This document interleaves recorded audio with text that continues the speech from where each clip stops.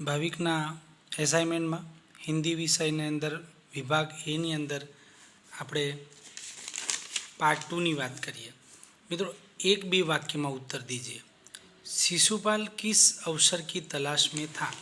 जो मित्रों मैं बधा ज प्रश्नों जवाब तमारी माटे लखीने राख्या छे।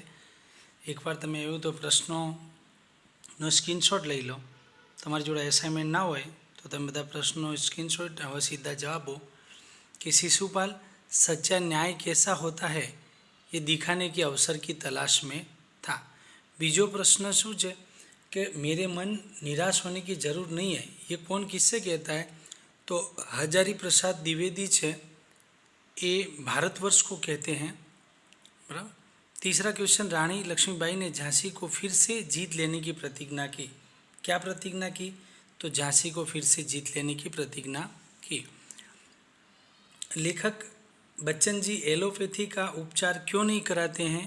तो क्योंकि वह महंगा होने के कारण उनकी शक्ति से बाहर था, इसलिए वो एलोपैथी का उपचार नहीं कराते। पांचमो क्वेश्चन है कि गुलमर्ग का प्राकृतिक वातावरण कैसा था।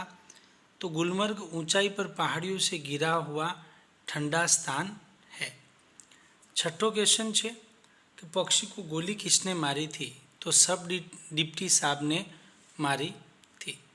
सातवां क्वेश्चन है परदेशी कौन था, वह दूसरे दिन क्या किया उसने। तो परदेशी सम्राट अशोक था। दूसरे दिन सुबह उठकर परदेशी ने शिशुपाल को धन्यवाद देकर विदा ले ली।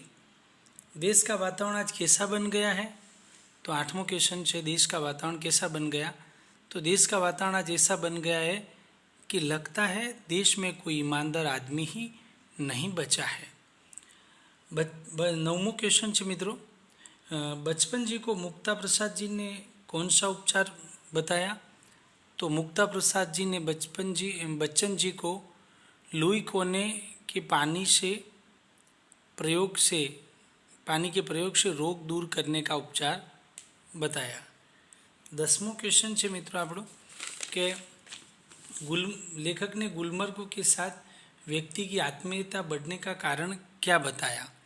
तो लेखक ने गुलमर्ग के अपार आकर्षण को उसके साथ व्यक्ति की आत्मीयता बढ़ाने का कारण बताया। 11वां क्वेश्चन मित्रों, स्कूल की छुट्टी के बाद सभी सदस्य मिलने पे क्या करते थे। तो स्कूल की छुट्टी के बाद सभी सदस्य मिलने पर रविवार का प्रोग्राम तय करते थे। मित्रों आनु तमारे स्क्रीनशॉट लेवुं होय तो तमे लई शको छो। आम तो जो कि हूँ आनी पीडीएफ मूकी दईश आटला आंसरनी लिंक में। हवे मित्रों आपणे क्वेश्चन 2-3 वाक्यों में उत्तर दीजिए। बराबर एनी आपणे बात करिए। क्वेश्चन नंबर 1, लोगों में महान मूल्यों के बारे में आस्था क्यों हिल गई। तो ईमानदारी परिश्रम करके जीविका कमाने वाले श्रमजीवी पीस रहे और झूठ बेफरेब का रोजगार करने वाले फल फूल रहे हैं, इसलिए लोगों में महान मूल्यों के बारे में आस्था हिल गई। बीजो क्वेश्चन है रानी लक्ष्मीबाई को किस बात का दुख था। तो मित्रों आनो जवाब आपणे आ लखवानो छे कि रानी की निराशा का कारण क्या था, रानी को किस बात का दुख था। तो आटलुं बधुं एमनी पासे होवा छतां पण ए फिर भी वो कुछ नहीं कर रहे हैं, ये बाबतनो एमने दुख हतो। तो ये आंसर आएगा। मित्रों थर्ड, कपलिंग कब अच्छी कहानी लिखता था। तो एक्चुअली टेक्स्ट बुक में खाली आटलू लखेलू है कि एनी आत्मकथा, कपलिंग की आत्मकथा में उन्होंने लिखा कि कभी कभी वो बुखार में भी अच्छा काम करता था, बुखार आने पर उनकी कहानियाँ और भी अच्छी होती थी। तो क्वेश्चन ने वो पूछा कि कपलिंग है वो कब अच्छी कहानी लिखता था। तो जब उनको बुखार आता था तब वो अच्छी कहानियाँ लिखते थे। आम आंसर आटलो लखी सके कि जब जब उनको बुखार आता था बुखार में अच्छा काम करते थे और बुखार आने पर वो अच्छी कहानियाँ लिखते थे। मित्रों नेक्स्ट क्वेश्चन नंबर 4, सैलानी कब और क्यों सिहर जाते थे। तो कब सिहर जाते थे। तो शाम होते होते गुलमर्ग में बर्फबारी शुरू हो जाती थी। तो ये तो आंसर हुआ कब सिहर जाते थे। अब क्यों सिहर जाते थे तो ये लिखना है कि सैलानी बर्फबारी होने पर अत्यंत ठंडक के कारण सिहर जाते थे। ओके। कस्बे के अधिकांश लोग प्रियोदा और साथियों को क्यों पहचानते थे भाई? 5 नंबर का क्वेश्चन। तो हमारा आंसर है कि प्रियोदा और उसके साथी हर रविवार को की सुबह सन्यासी आश्रम के लिए मुठिया मांग कर लाते थे, बराबर, इसलिए उनको पहचानते थे।